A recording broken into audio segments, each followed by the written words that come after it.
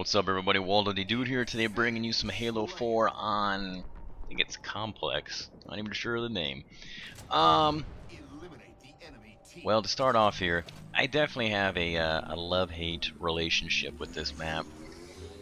When I first booted up Halo, I played for a couple hours, and unfortunately, I didn't get to, like I mentioned before, that recording session was brutalized, and didn't have a chance to save any of it, unfortunately.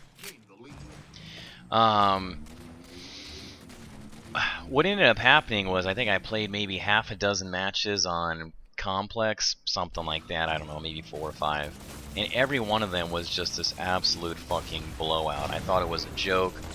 I remember playing around with a Ghost from the first game. Was it the first game? I'm not even sure.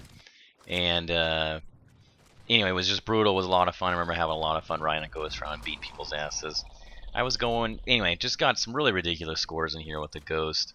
And since that first session that I played, I have not had a repeat score or repeat round like that. This is actually an interesting example for a few reasons. Number one, well, the first thing you get to see is this is what happened. I feel like most of the people that play this map are playing it very conservatively. They sit up here in camp, they grab either a sniper rifle or a battle rifle, play like a bunch of friggin' dickheads. Like I said before, frequently you'll find the entire fucking team either on top of this building right here, or in one of the other buildings. It's very, very frustrating. Right now they got, what, 2 guys? Yep, there we go, gonna die. Isn't that lovely? It's very, very frustrating. The second thing that I want to point out is that I ended up doing fairly decent by the end of this. I don't know, I think I have like close to a 4-to-1 KD. The reason why that is because there are 2 friggin' idiots on this other team, and they just get the ever-loving shit kicked out of them. They take down their entire team. They're terrible, and I've harped on this a few times, but one of the big reasons why I do not like Team Fortress is because it is way too much of a, like a team-based game, in that an individual does not have a whole lot of impact on the game if their team isn't doing really well. And this game, it kind of reminds me of that as well. If you have a couple guys on your team who are great, you're probably going to win as long as they're working together. If you have a couple guys on your team who are complete ding-dongs, you're probably going to die. There's not a whole lot you can do about it one way or the other. So anyway, what happened is I played another 4 or 5 rounds, and every single time these 2 guys on the opposite team got paired up together, that team lost every single time, 5 rounds in a row. So I've seen a couple of you guys' comments basically are talking, saying that's are trying to say point out evidence to the contrary, I suppose. But at least in my experience playing this game, I'm not a big fan of, like I said, people working, running around in multiple pairs together, or 3s, or whatever it is. And too frequently it seems like, groups and pairs are joining up, either really good or really bad. I think looking at my win-loss record, I think I've won less than a quarter of all the games I've played. I don't know if that's including games I disconnect from, but I disconnect pretty frequently because it's just way, way, way too frustrating when you've got dudes on the enemy team who are running around. Like I said, it reminds me of playing competitive Left 4 Dead. I actually did play Left 4 Dead competitively. We did okay. We didn't do great. We had a weak league. Anyway, not going to go into a whole lot of details on that. But played Left 4 Dead competitively, and the key to playing Left 4 Dead was basically moving as a unit, moving as a group.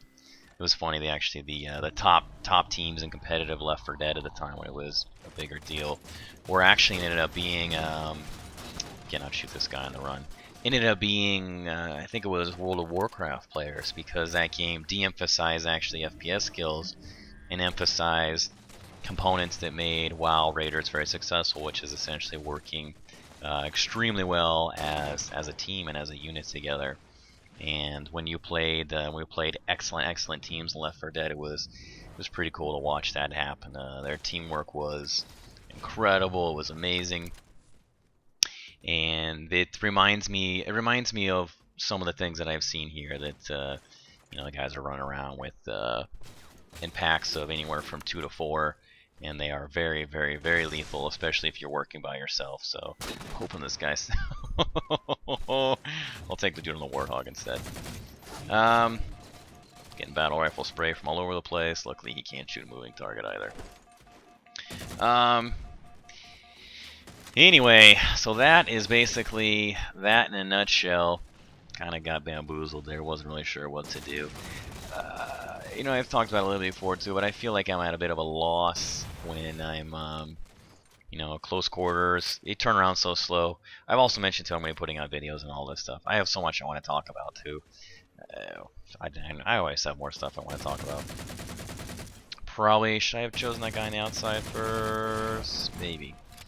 Okay, so the videos that I'm going to put out are basically, I've said it a few times, I want to show the mouse movements basically versus the controller movements, but I understand, I mean, some of the comments, I mean, I'm not completely brain dead, I'm not good with a controller, but I understand you can turn up the sensitivity, right? But then you turn up the sensitivity and it's great for, you know, maybe some medium to close range hip fire action, but then you fuck yourself over if you're trying to, you know, battle rifle DMR headshots from, you know, long distance. It's really tough to get those on the head from a long ways away.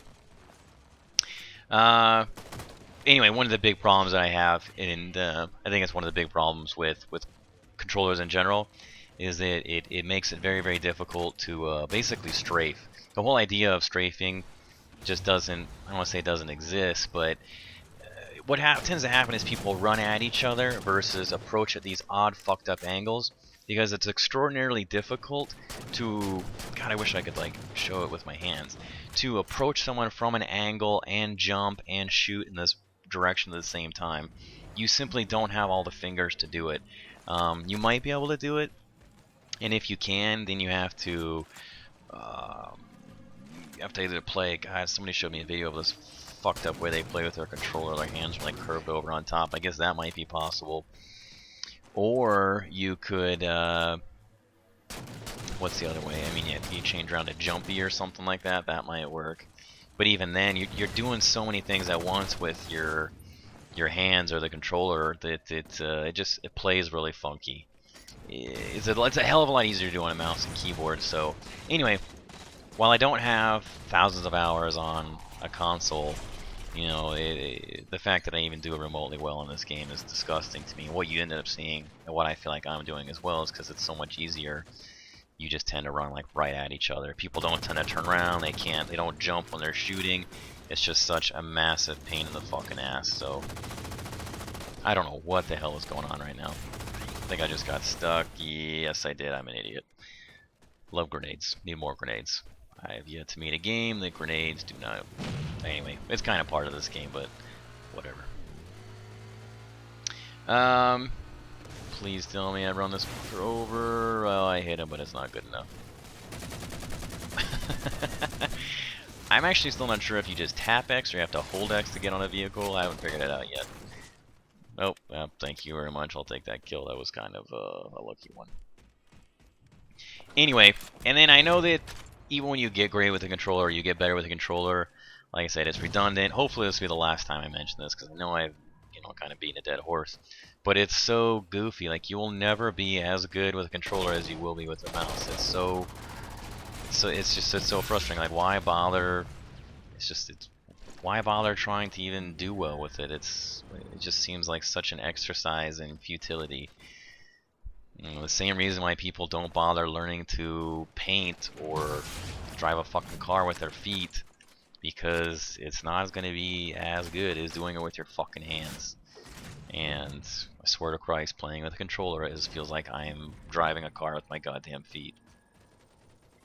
It's very frustrating, and even if you can, you know, do well with it, like I said, you will never, ever, ever get to the level. Your potential is so limited compared to what it is with a mouse and keyboard.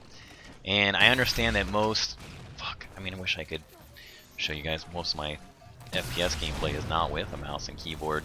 But a great FPS mouse and keyboard player is just moving around so goddamn fast. Constantly panning left to right, quick 180s, you know, in front and behind. Even on my shitty friggin' COD montage that I have several kills where I am being shot in the back and I instantly react and pull a 180-degree turn and able to turn around and shoot the guy and kill the guy that was shooting me in the back. And it's just, I mean, it's a very, very, very rare thing to see on console, because the difficulty is, you know, you can adjust it so that you either have, you know, better that was fun. So you either have better sensitivity that's, you know, tuned for, you know, close or medium range sort of hip firing, or for longer range, you fucking rocket shithead, or for longer range battle rifling. You can't do it all. It's the way it works. It's basic physics. You have a big friggin' surface area with your mouse pad, and you have this mouse you can move all over, or you have this tiny little friggin' half of an inch to move your controller. Got cocky with that one. Or you have this tiny little half an inch. Of course it's going to be hard. It's just basic physics. It doesn't... Anyway, just basic fucking physics. So, what's really funny is when I go see a game like Zombies or something like that on PC, and it's really obvious that when you're watching like a kill cam or whatever it is, if you die and you're watching whoever's left playing, that dude will... looks like he has like an Xbox controller hooked up to his PC or something like that. It's terrible. I want to cry on the inside. I hope that there is a way, like I said, to make this work in the future. We'll have to see. I am getting more comfortable with it as time goes on, which is good news, but it does kill me on the inside knowing that the potential is, it will never be as good as the old mouse and keyboard. Anyway, 22 and 6. Actually, I'm surprised I got 22. I felt like I got a couple of kills there. I felt like I did terrible. Anyway, same story, different day. Couple of shitheads just ruined the other team. 1 and 13, 5 and 11. Way to go, morons.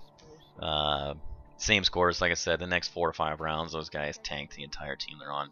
Seen the same thing happen a million times with, like I said, good players do the same thing. It's always a pair of guys. It's rarely one dude who's making all the difference, because it's hard. If you got a buddy with you, you can wreck face, but any one dude is going to be tough. It's going to be tough to take down a pair of anybody, no matter how great or no matter how terrible I guess they are. I don't know if that made sense. I feel like I was rambling. Hope you guys enjoyed it. If not, well, we'll have some open lobby, crazy goodness coming at you sooner or later. All right, as always, comments, criticisms, critiques, TTYL for now.